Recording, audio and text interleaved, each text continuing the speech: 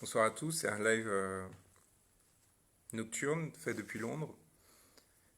J'ai une nouvelle importante et assez excitante à vous partager, donc certains d'entre vous, la plupart d'entre vous le verront que demain, mais il me semblait important de le faire maintenant. Comme vous le savez, il y a un livre important que je sors dans maintenant 6 jours sur Assange, qui est le fruit de 3 ans d'enquête, de travail avec lui à ses côtés, de théorisation aussi, très important. J'ai posté tout à l'heure les photos à ce sujet. Euh, je l'ai entre les mains, ça a été très émouvant pour moi de le sortir parce que c'est un livre qui était très difficile à publier, puisqu'il est très très exigeant et que ça faisait peur aux éditeurs. Et il y en a un qui a été courageux et qui l'a pris, c'est De Serres. On a une superbe couverture de Olivier Dezedo qui avait déjà fait le dessin pour Crépuscule, dont vous vous souvenez peut-être. Et donc c'est un grand ouvrage qui, au sens de taille, qui vise à vous donner des clés de compréhension de l'affaire Assange et de sa situation. On a mis des QR codes un peu partout, on a pas mal innové, il y a des vidéos dedans auxquelles on peut accéder à travers les QR codes, des annexes sur les gilets jaunes, sur les rapports à l'autorité du politique, enfin toute une série de choses pour comprendre cette situation. Mais c'est pas de ça dont je voulais vous parler, même si c'est un lien important. Donc comme je vous disais, je suis à Londres, j'ai rencontré l'équipe de Juliane, on a fait le point. Je voulais peut-être raconter, mais moi j'ai commencé à travailler avec Juliane en janvier 2014. J'étais à Yale, qui est la principale concurrente d'Harvard, et à New Haven, mais aussi la pouponnière de la CIA. Pouponnière et pépinière d'ailleurs. Et je me sentais pas trop à ma place, et pour toute une série de raisons, liées notamment à mon combat sur Adopi, on m'a décidé de me présenter à Assange, alors qu'il était en train d'organiser l'équipe juridique d'Edward Snowden. Et on s'est rencontrés dans cette ambassade où il était alors enfermé. On a parlé pendant des heures et des heures. Et à la fin de, de cette rencontre, il m'avait dit, écoute, Snowden, il a le pays le plus grand au monde pour lui, où a priori ça va aller, sa vie va être protégée, même si c'est pas idéal. Moi, j'ai 20 mètres carrés, donc si tu es prête à m'aider, ce serait probablement plus utile pour moi qu'on travaille ensemble tous les deux, et tu serais probablement plus utile avec moi. Et donc on a commencé une aventure très longue, qui se poursuit encore aujourd'hui, qui a été extrêmement rude et violente, que je décris dans le livre, mais pas seulement, et dans lequel il y a eu pas mal d'échecs, notamment de l'équipe de défense en général, que j'ai eu la chance de coordonner pendant un an et travailler avec des gens qui étaient de très très haut niveau de tous les pays, d'Angleterre, d'Espagne, du Royaume-Uni, des États-Unis, des gens comme Michael Ratner, comme John Jones, comme Gareth Pierce, comme Balthazar Garzón, et ça a donné la situation que vous connaissez aujourd'hui, c'est-à-dire Juliane qui a survécu au fait d'avoir fait tout ce travail de révélation, mais qui est aujourd'hui dans une situation très compliquée au sein d'une prison antiterroriste et avec la menace d'être extradée.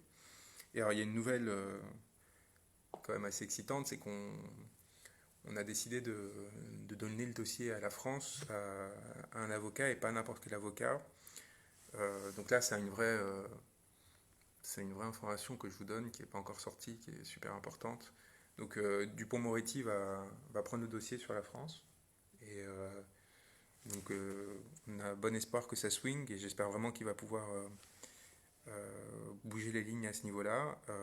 Je suis très fier en tout cas que le dossier lui revienne.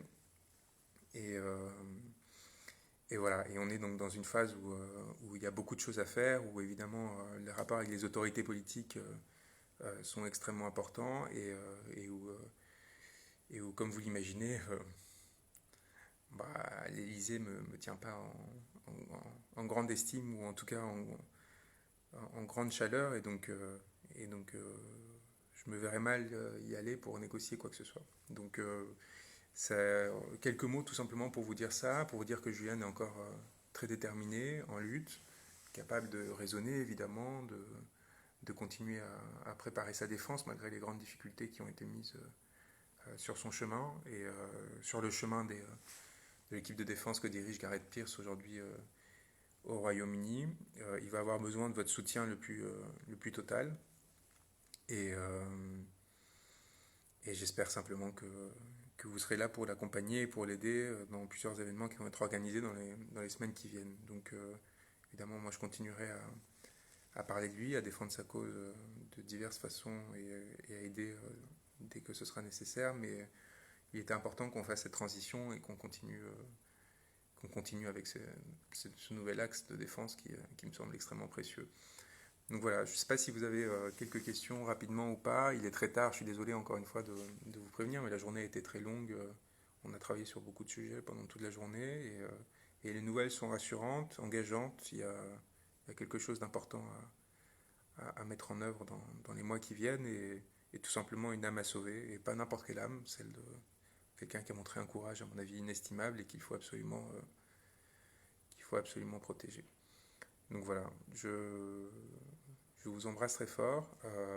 Je vous dis à bientôt. Moi, je continue évidemment mon travail avec les Gilets jaunes, avec la défense de ceux qui sont en difficulté. J'ai proposé à secrétaire général d'énergie de la CGT de défendre gratuitement tous les syndicalistes qui participeraient aux coupures d'énergie actuellement dans la lutte sur la question des retraites.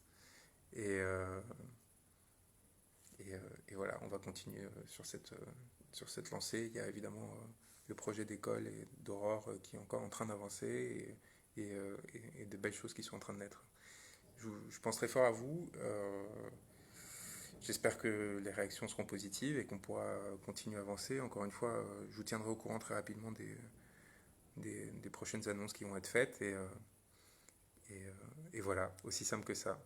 Les prochaines dates, c'est très simple. C'est le 24 février, le début des audiences. Il va y avoir une semaine qui vont être consacrées à la question de la possibilité d'extrader politiquement quelqu'un d'extrader quelqu'un pour des délits politiques. Et ensuite, il y aura 3 semaines d'audience en mai à nouveau devant la Westminster Magistrates Court sur ces sujets-là. Voilà, voilà. À très vite et bonne soirée. Je vous embrasse très fort. Ciao, ciao.